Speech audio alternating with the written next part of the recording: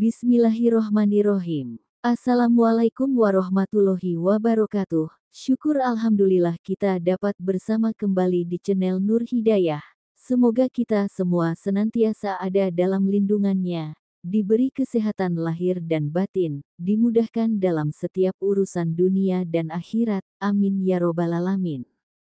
Sahabat Nur Hidayah yang dirahmati Allah Subhanahu wa Ta'ala. Dalam hidup ini, kita sering merasa gelisah, hati terasa berat, pikiran kacau, tidur tak nyenyak, padahal dari luar hidup kita terlihat baik-baik saja. Tahukah kita bahwa ketidaktenangan itu sering kali berasal bukan dari masalah dunia, tapi dari hati yang kotor. Hati yang kotor adalah hati yang diselimuti dosa.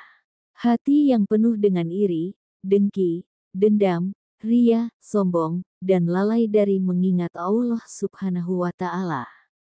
Hati yang seperti ini sulit merasakan manisnya ibadah, sulit menerima nasihat, dan mudah sekali tersulut amarah. Ibarat kaca yang berdebu, cahaya kebaikan tak mampu menembus ke dalam.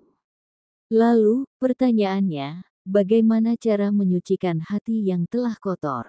Mari kita renungkan dan amalkan langkah-langkah berikut ini. 1. Perbanyak istighfar dan tobat. Langkah pertama untuk membersihkan hati adalah dengan mengakui bahwa kita berdosa. Kita ini manusia, tempatnya salah dan lupa. Tapi jangan biarkan dosa menumpuk dan menghitamkan hati.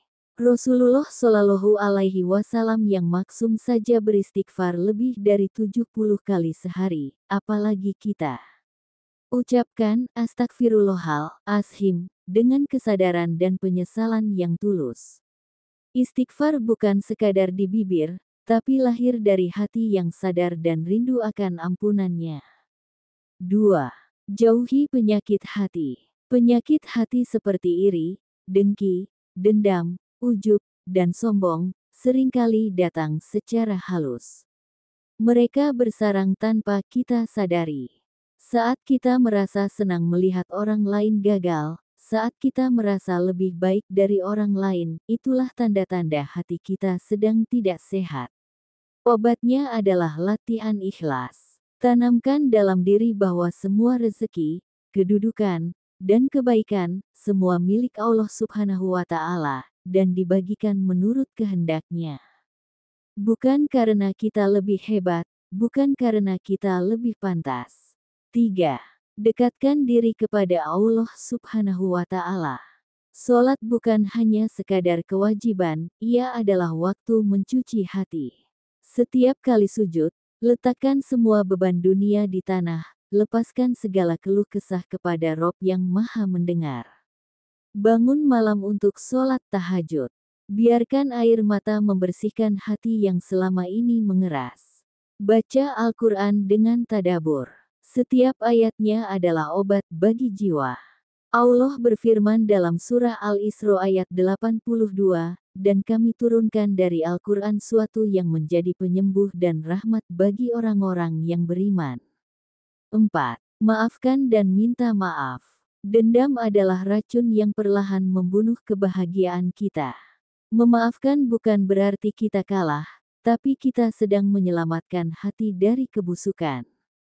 Minta maaflah kepada orang yang pernah kita sakiti, dan maafkan orang yang pernah menyakiti kita.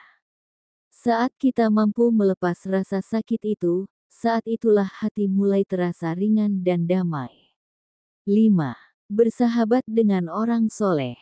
Lingkungan sangat mempengaruhi hati. Dekatkan diri pada orang-orang yang mengingatkan kita pada Allah Subhanahu wa Ta'ala. Ikut majelis ilmu, dengarkan nasihat, dan bersahabat dengan orang yang hatinya bersih. Karena hati yang bersih akan menular kebaikannya. 6. Jaga lisan dan pikiran. Kebanyakan hati menjadi kotor karena lisan dan pikiran yang tak terjaga. Bergosip, berkata kotor, mencela, berpikiran negatif, semua itu menodai hati. Jaga lisan. Diam lebih baik daripada berkata buruk. Dan jaga pikiran, karena dari pikiran lahir niat, dan dari niat lahir amal. Sahabat semua yang dirahmati Allah Subhanahu wa Ta'ala. Membersihkan hati bukan pekerjaan sehari, tapi perjuangan seumur hidup. Namun ketahuilah, hati yang bersih akan merasakan nikmatnya iman, damainya hidup, dan indahnya hubungan dengan Allah Subhanahu wa Ta'ala. Itulah surga yang lebih dulu kita rasakan di dunia. Mari kita mulai hari ini. Bersihkan hati, sucikan jiwa, dan semoga Allah membersamai setiap langkah hijrah kita menuju ketenangan hakiki. Amin ya robbal alamin. Terima kasih telah menyimak. Jika video ini bermanfaat, jangan lupa untuk like, share, dan subscribe agar banyak hati yang tercerahkan. Wassalamualaikum warahmatullahi wabarakatuh.